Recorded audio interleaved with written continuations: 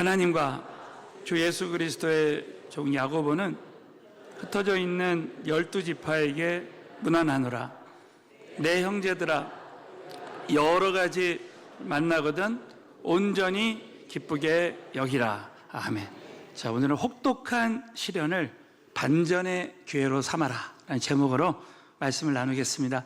오늘 야고보서 이 강의 말씀을 시작하는데, 그 당시 2000년 전에 이 초대교회는 그야말로 이 박해와 한마디로 말하면 혹독한 시련의 연속이었습니다.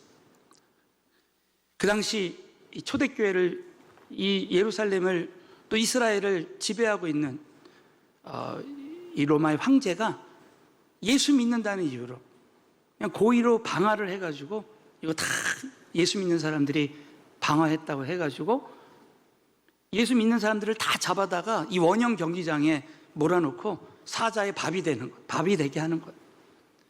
그래서 어마어마한 그 박해와 그 시련 속에서 여러분 잘 아신 대로 지하 동굴로, 저 카타콤으로, 터키의 그 갑바도기아로 수개월 동안, 아니 수십 년 동안, 오랫동안 거기서 동굴에서 그 박해를 피해서 신앙생활해야 되는 그런 상황이었습니다. 그 혹독한 시련 속에서 우리 하나님은 오늘 우리에게 위로와 소망의 말씀을 주시는데, 이 모든 혹독한 시련이 예수 믿는 우리 모두에게는 반전의 기회가 될 줄로 믿습니다. 이렇게 우리에게 말씀해주고 계시는 거예요. 그래서 오늘 이 말씀은 정말 우리 현재 전 세계에 지금 전쟁이 있고 경제 공황이 있고 뜻하지 않은 많은 혹독한 시련 가운데 있는 우리 사랑하는 우리 모든 성도님들에게, 또 이번에 은혜 만남에 은혜 받은 우리 새가족들에게 정말 성령님께서 주시는 깊은 음성으로 우리 모두에게 다 위로와 격려와 소망의 말씀으로 들려지는 은혜가 임했으면 좋겠습니다. 그래서 오늘은 혹독한 시련을 반전의 기회로 삼는 길, 우리 이라는 주제로 말씀을 나누겠습니다. 첫 번째는 시험에 대한 자세입니다. 우리가 혹독한 시련이 우리에게 찾아올 때 우리는 어떤 믿음의 자세를 가져야 되는가? 그래서 오늘 말씀을 통해서 온전히 기쁘게 여기라는, 모든 시험을 온전히 기쁘게 여기자. 자, 우리 야고보서 1장 1절부터 우리 한 말씀 한 말씀 한번 자세히 보겠습니다. 자, 1장 1절을 읽겠습니다. 하나님과 주 예수 그리스도의 종 야고보는 흩어져 있는 12지파에게 자, 이 야고보서는 누구에게 썼느냐? 바로 흩어져 있는 12지파. 이 흩어져 있다라는 이 헬라어 말이 디아스포라. 그래서 그 당시에 박해를 받고 있는 수많은 하나님의 자녀들이 전 세계에 흩어졌어요. 그래서 흩어져 있는 12지파는 바로 모든 그리스도인들을 말합니다. 오늘을 사는 우리 모두에게 주시는 말씀이라는. 그러면 이 말씀의 저자가 누구냐면 하나님과 주 예수 그리스도의 종 야고보라는 거예요. 2절입니다. 자, 우리 흩어져 있는 12지파 모든 그리스도인들에게 하나님은 오늘 이렇게 말씀하고 있는 겁니다. 시작. 내 형제들아, 너희가 온전히 기뻐. 이 은혜가 우리에게 임했으면 좋겠어. 내 형제들아, 예수 믿는 우리 사랑하는 형제들아, 너희가 여러 가지 시험의 특징은 바로 여러 가지 시험이 있다는 거예요. 자녀의 시험, 재정의 시험, 관계의 시험, 이런 시험이 한꺼번에 찾아올 수 있어요. 그때 온전히, 이 온전이라는 말은 우리말로 하면 쉽게 말하면 100% 모든 시험을, 이 시험이라는 단어는 외부로부터 야기되는 시련을 말합니다. 그것을 기쁘게 여기라. 온전이라는 또 다른 말의 뜻이 뭐냐면 끝이라는 그 헬라어의 어원을 가진 말이에요. 그래서 이것은 끝까지. 자, 따라서 모든 시련을 끝까지 기쁘게 여기자. 이 은혜가 우리 모두에게 임했으면 좋겠어요. 그 이유는 첫 번째로 우리 두 가지를 적용해보면, 첫 번째는 이 시험의 유익을 보고 오히려 크게 기뻐하라. 자, 오히려 크게 기뻐하라. 그래서 성경 전체에 보면요, 어떤 시험이 와도 그 시험은 잠깐 근심이 되는 거지, 그 시험의 유익을 보면 결국은 기뻐해야 된다. 자, 그 말씀이 우리가 잘 아는 베드로전서 1장 6절에도 있습니다. 다 같이 한번 믿음으로 읽겠습니다. 그러므로 너희가 이제 여러 가지 시험을 인하여 잠깐 근심하게 되지 않을 수 없었으나 오히려 크게 기뻐하다. 이 은혜가 우리에게 임할 줄로 믿습니다. 야, 우리가 여러 가지 시험이 있지만, 그래서 그 시험을 위해 잠깐은 근심하지만 오히려 크게 기뻐하게 되는 역사가 일어난다는 거야. 지나고 보면 여러분, 모든 시험을 우리가 기뻐할 수밖에 없는 줄로 믿으시기 바라겠어요. 그래서 오히려 기뻐하여라, 이 단어가 기뻐하여라 라는 말이에요. 이제 저와 여러분 어떤 시련이 와도 야, 하나님이 또 어떤 은혜를 주시려고 이 시련을 허락하셨는가 하면서 여러분은 어떤 시련이 와도 지금부터는 정말 기뻐하리라, 오늘부터 다시 한번 결단하는 우리 모두가 됐으면 좋겠습니다. 그래서 하나님은 시험을 통해서 기뻐하는 영적 훈련을 하게, 자, 딱 시험을 통해 기뻐하는 영적 훈련을 하게 하신다. 그래서 이 훈련이라는 것은 안 되는 것을 될 때까지 하는 것이 훈련입니다. 아, 이 말씀을 묵상하고 나누고 하는 훈련이 처음엔 안 돼 있었는데, 우리 새가족 여러분들 보면 말씀을 듣고 가정교회에서 또 말씀을 나누는 이 훈련이 되니까 더 그 시간이 은혜가 되는 거예요. 새벽 기도가 안 되던 사람이 새벽 기도가, 철야 기도가 안 되는 철야 기도가, 오늘 예배 가운데 믿음으로 예배 드리는 훈련이 된 사람은요, 예배 한 번으로 일생이 변하고 영혼이 변화되는 은혜가 임할 줄로 믿습니다. 이 영적인 훈련이 얼마나 중요한지 몰라요. 그런데 오늘 야고보서 강의 첫 번째 말씀의 핵심은 너희들이 여러 가지 시험을 만날 때마다 기뻐하라는 거예요. 그래서 여러분, 시편 37편에도 보면요, 시편 37편 행악자들로 인해서 다윗이 큰 어려움을 겪었어요. 그때 하나님이 주신 말씀이에요. 다 같이 한번 읽겠습니다. 시작. 또 여호와를 기뻐하라. 저가 내 마음의 소원을 이루어 주시라. 이 은혜가 우리에게 임할 줄로 믿습니다. 우리 부모가 자식을 잘 양육하기 위해서 학원도 보내고 태권도 관장님도 보내고 막, 근데 이 아이가요, 그 부모가 자기를 사랑하기 때문에 이 훈련을 시키는 줄 알고 막 부모 만나면 막 원망하는 게 아니라 막 기뻐요. 그냥 얼마나 기쁩니까? 여러분, 우리 자녀들 길러보시면 알겠지만 자녀들이 막 기뻐하니까 뭐야? 야, 얘가 원하는 거 다 해주고 싶은 거야. 여러분, 하나님이 저와 여러분에게 어떤 시련을 허락해도 하나님을 기뻐하면 우리의 마음의 소원을 이루어 주실 줄로 믿으시기 바라겠어요. 얼마나 큰 은혜입니까? 정말 사도 바울에게 하나님이 가시를 줬단 말이에요. 여러분, 많은 사람들이 누구에게나 가시가 있을 수 있어요. 이 가시는 그 당시에 헬라어로 보면 대창이에요. 막 우리의 몸을 찌르는, 어떤 사람은 질병의 아픔이 있고 재정의 아픔이 있고, 정말 이 자녀가 변하지 않고 어려움을 당하는, 가족의 어려움을 당하는, 관계의 어려움을 당하는 그런 가시 같은 일이, 그런 아픔이 우리에게 찾아올 수 있어요. 그런데 사도 바울은 자, 이렇게 오늘 고백합니다. 고린도후서 12장 9절 말씀 다 같이 읽습니다. 시작. 이러므로 도리어 크게 기뻐함으로 여러 약한 것들에 대하여 자랑하리니 이는 그리스도의 능력으로 내게 머물. 이 고백이 우리의 고백이 됐으면 좋겠어요. 이러므로 도리어 크게 기뻐. 도리어의 신앙이요, 역설적인. 사도 바울은 가시가 너무 아프지만 도리어 크게 기뻐해서. 왜? 이는, 왜냐하면 그리스도의 능력으로 내게 머물게 하는 약한 것들. 사도 바울은 그리스도의 능력이 내게 머물기 때문에 약한 것들에 대해서, 내가 지금 건강에 어려움이 있고 재정에 어려움이 있는 것을 그냥 간증하는 거야. 왜? 이걸 통해서 그리스도의 능력이 머물. 어떤 죄 중은요, 그냥 간암으로 그냥 설교를 할 수 없는 상황인데 정말 하나님 한 분 붙들고 그냥 주님 앞에 기도하고 기도해서 한편의 설교를 합니다. 그 아픔 때문에 더 주님을 의지하니까 그리스도의 능력이 강하게 나타나는 역사가 일어나게 되는 거예요. 그래서 여러분, 사도 바울이 이렇게 고백하는 거야. 10절. 그러므로, 시작. 그러므로 그리스도를 위하여 곤란을 기뻐하노니 이는 내가 약할 그때 곧 강함이니라. 이 은혜가 우리에게 임할 줄로 압니다. 그래서 사도 바울은 가시 자체를 기뻐하는, 자, 다 사도 바울처럼 가시 자체를 기뻐하는 신앙을 갖자. 그 사도 바울은요, 약한 것들, 지금 내가 질병이 있어도 어떤 문제가 있어서 약해진 거 기뻐하고, 능력도 기뻐하고 궁핍도 기뻐하고 핍박도 기뻐하고 곤란을 기뻐하고 나를 힘들게 하는 사람 자체를 기뻐하는 거예요. 그랬더니 약할 때 강함 되시는 하나님의 능력이 나타난다라는 거야. 때로는 우리는 내가 막 아플 때, 내가 어려움이 찾아올 때 그 어려움을 가져다 준 사람을 원망할 수 있어. 그러나 정말 그 좋은 결과를 생각하면은 기뻐할 수 있다는 거죠.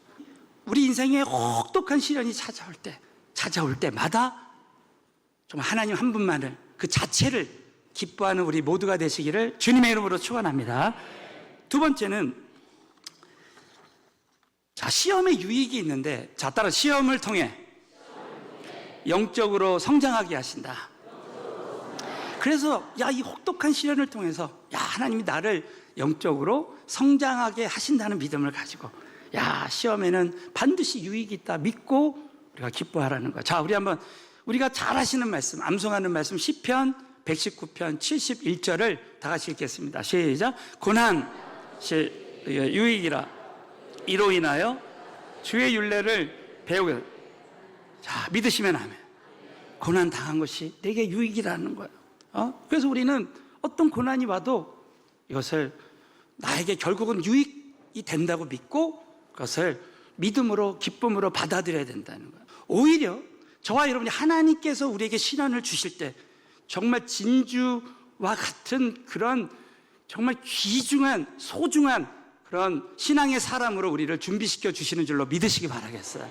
이걸 믿고 하나님이 주신 이 혹독한 시련들을 우리가 믿음으로 받아들이라는 거예요. 그래서 여러분, 그렇게 할 때, 자, 우리 첫 번째로 시험이 시험으로 여겨지지 않는 성숙한 사람이 되게 하신다. 이 은혜가 임하게 될 줄로 믿습니다. 시련을 통해서 우리 한 사람 한 사람이 성숙한 신앙인으로 준비하게 해주신다는 거예요. 이번에 우리 은혜 만남을 통해 하나님의 은혜를 체험한 우리 새 가족들도, 우리 모든 성도님들이 다 우리 인생에 시련이 찾아올 때 하나님이 시련을 통해서 나를 이렇게 성숙한 그리스도인으로 만들어 주시는구나. 자, 그 말씀이 3절에 4절에 있습니다. 우리 3절 다 같이 읽겠어요. 시작. 이는 믿음의 시련이, 자, 맞다. 믿음의 시련이 인내를 만들어낸다. 그러니까 수많은 시련을 통해서 내가 딱 인내의 사람이 딱 되니까, 이제 어떤 딱 경지가 되니까 그다음부터는 시련이 시련으로 여겨지지 않는 거야. 이 시련을 통해서 더 이상 어떤 시련도 시련으로 여겨지지 않는 사람이 되는 거야. 그래서 4절, 결론적으로 4절을 다 같이 읽겠어요. 시작. 인내를 온전히 이루라. 이는 너희로 온전하고 구비하여 조금도 부족함이 없게 하려 함. 이 은혜가 임할 줄로 믿습니다.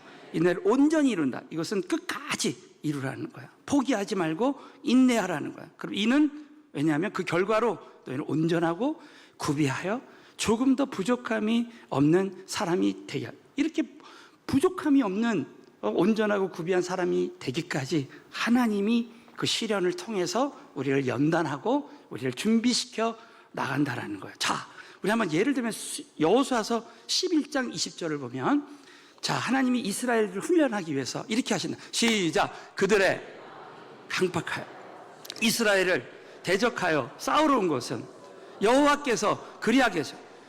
자, 때로는 우리 외부로부터 많은 시련, 그들이 마음을 강팍하여 어떤 사람들이 나를 어렵게 할 때 그것은 다 배후에 보면 하나님께서, 자, 여호와께서 그리하게 하신 것이라. 하나님이 나를 위해서 그 시련을 통해서 성숙한 사람으로 성장시키시기 위해서 현재 모든 시련을 허락하셨다고 믿어야 된다는 거예요. 여러분, 헨리 나우인이라는 그 영성의 아주 귀한 주의 종이 쓴 글에 보면 이런 예가 나옵니다. 어떤 그 수도원의 수도사, 정말 일생 동안 하나님 앞에 기도하고 주님 앞에 그 깊은 영성을 쌓았던 그 수도사가 이제 젊은 한 그 사람이 이제 훈련을 받으러 왔어요. 근데 이 사람의 태도나 이런 것이 굉장히 마음이 교만하고 아직 깨어지지 않았어요. 그래서 이 수도사가 이런 예를 들은 거예요. 자, 여기 아주 단단한 흙이 있는데 여기에다가 한번 물을 부어보라는 거예요. 그래서 이 젊은 사람이 이 물을 딱 부니까 그냥 물이 하나도 흙에 스며들지 않고 다 이렇게 흘러나가는 거예요. 그러니까는 우리 마음이 부드러운 마음, 겸손한 마음이 되지 않으면 하나님의 음성도 받아들이지 않고 다른 사람이 얘기한, 하나님의 사람들이 얘기한 것도 받아들이지 않는 거예요. 그런데 이제 곡괭이로 그 나무, 그 흙을 다 이렇게 부셨어요. 그 흙이 막 부서지니까 거기에다가 물을 부라는 거예요. 물을 부니까 이 물이 자 거기 스며들었어요. 자, 여기에 이 깨어진 자리에 물을 부니까 물이 잘 스며들고 여기에 씨앗을 심으면 열매가 맺혀진다는 거예요. 자, 이것을 수도사들이 깨어짐의 영성이라고 말하는 거예요. 여러분, 우리의 지금 혹독한 시련이 우리 인생에 찾아올 때 그것이 그 당시에는 우리에게는 어려울지 모르지만 하나님은 우리의 마음밭을 옥토밭으로 만들어서 그 혹독한 시련을 통해 마침내 열매 맺게 해주시는 은혜가 임할 줄로 믿으시기 바라겠습니다. 그래서 우리가 신앙생활 할 때 참 중요한 것 중에 하나가 현재 지금의 모든 시련, 그 문제에만 여러분 집착하지 말고요, 그 시련 뒤에 올 하나님의 선하신 그 축복의 계획을 믿고 현재 모든 혹독한 시련에 대해서 감사하고 기뻐하는 우리 모두가 되시기를 바라겠습니다. 마지막으로는 시험이 올 때마다 하나님의 지혜를 구하는 사람이 되게 하신다. 자, 다 시험이 올 때마다 하나님의 지혜를 구하는 사람이 되게 하신다. 자, 야고보서 1장 1절부터 4절까지 시험에 대한 말씀을 하시고, 그리고 나서 우리 하나님께서 5절에 보면은 지혜를 구하라는 말씀이에요. 이것은 시련을 이기는 지혜입니다. 우리 한번 야고보서 1장 5절을 읽겠습니다. 시작. 너희 중에 지혜가 부족하거든 모든 사람에게 후히 주시고 꾸짖지 아니하시는 하나님께 구하라. 그리하면 주시리라. 여러분, 하나님은 모든 사람에게 후히 주시고 꾸짖지 아니하시는 줄로 믿습니다. 하나님께 구하라. 그리하면의 용법이 있잖아요. 뭐뭐 하라. 순종하면 하나님이 주신다는 거예요. 그러니까 여러분, 어떠한 시련이 찾아와도 그 시련을 이기는 지혜를 구하면 하나님이 주실 줄로 믿습니다. 그걸 믿음으로 구하라는 거예요. 우리 마지막으로 6절부터 8절을 다 같이 읽겠습니다. 시작. 오직 믿음으로 구하고 조금도 의심하지 말라. 의심하는 자는 마치 바람에 밀려 요동하는 바닷물결 같으니 이런 사람은 무엇이든지 주께 얻기를 생각하지 말라. 두 마음을 품어 모든 일에 정함이 없는 자로다. 여러분, 두 마음을 품지 않고 오직 믿음으로 시련을 이기는 지혜를 구하면 주실 줄로 믿습니다. 여러분, 다니엘서에 나오는 다니엘을 보면 그 당시 바벨론의 왕이 어느 날 꿈을 꿨는데 이 꿈이 어떤 꿈인지를 맞추고 이 꿈을 해석하지 않으면 그 당시 모든 지혜자들, 박사와 술객들, 다니엘과 세 친구까지 다 죽인다고 했습니다. 그때 다니엘은 믿음으로 우리 하나님께서 그 지혜를 주실 줄로 믿고 이제 사드락과 메삭과 아벳느고에게 기도도 부탁하고 구합니다. 여러분, 다니엘이 믿음으로 지혜를 구할 때 하나님이 주신 줄로 믿습니다. 그래서 그 혹독한 시련이 오히려 다니엘이 그 시련을 이기는 지혜를 구할 때 다니엘이 그 바벨론의 총리가 되고, 그리고 사드락과 메삭과 아벳느고가 도지사가 되는 반전의 역사가 일어난 줄로 믿으시기 바라겠습니다. 느헤미야를 보십시오. 저는 느헤미야를 보면서 정말 느헤미야를 배워야 되겠다. 여러분, 느헤미야는 그 당시 그 성벽이, 예루살렘 성벽이 회파됐다는 소식을 듣고 민족의 그 시련에 대한 말씀을 듣고 기도하기 시작합니다. 그래서 그 민족의 시련을 이기는 지혜를 구할 때 하나님이 지혜 주셔서 52일 만에 성벽이 건축되는 기적이 일어난 줄로 믿습니다. 여러분, 다니엘에게 주신 이 믿음의 지혜를 구하는, 또 느헤미야에게 주셨던 이 믿음의 기도가 우리의 믿음의 기도가 됐으면 좋겠어요. 어떤 상황에서도 우리가 믿음으로 기도해야 돼요.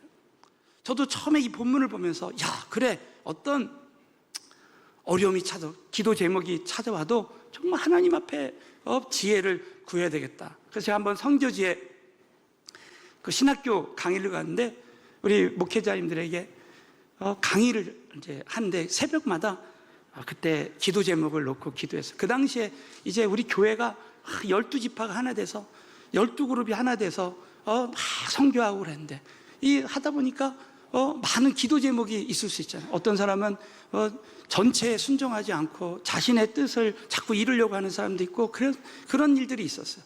그때 하나님 이걸 어떻게 하면 좋겠습니까? 그러면서 하나님께 지혜를 구했는데 제가 그 말씀을 이렇게 전하다가요, 여러분 하나님의 지혜는 여러분 말씀을 통해서도 주실 수도 있다고 믿으시면 아멘.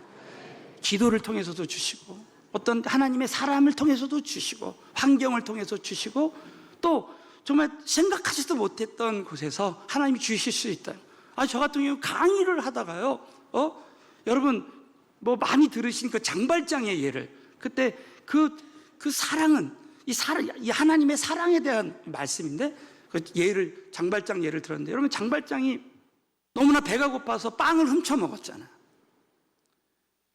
그런데 이제 교도소에 들어가게 돼가지고 교도소에서 나온 다음에 어느 성직자의 집에 들어갔는데 거기서도 이 장발장은 이 훔치는 거를 이 변화를 못 받은 거예요. 그런데 성직자의 집에서 은촛대를 다 훔쳐가지고 이렇게 다시 도망갔는데 경찰들한테 다 붙잡혀가지고 성직자의 집에 온 거예요. 그러면서 이 사람이 훔친 이 은촛대가 당신 거가 맞냐? 그랬더니 성직자가 뭐라 그래요? 당신 내가 은촛대 이것도 가져가라는데 왜 안 가져갔냐고. 이거 다 내가 준 거라고. 그랬더니 이 장발장이 거기서 회심이 나타나는, 변화가 일어나는 거야. 아무리 법으로 해도 교도소에 몇 번을 들어갔다 나와도 안 되는 그런 문제를 하나님의 사랑으로 사람이 변화되는 역사가 일어난다라는 거예요. 제가요 이 예를 하면서 그냥 이것이 하나님의 음성이다, 하나님의 지혜라는 게 확 내 가슴으로 오는 거예요. 강의하다가 그래, 하나님의 교회를 섬길 때는 무조건 사랑으로 섬겨야 된다. 그래서 사랑은 허다한 허물을 덮고 내가 정말 사랑하는 사람이 되면 된다. 근데 참 놀라운 것은요, 그때 그 하나님 주신 지혜를 듣고 결단할 때 교회가 그렇게 되는 은혜가 임한 줄로 믿습니다. 정말 잊지 못해요.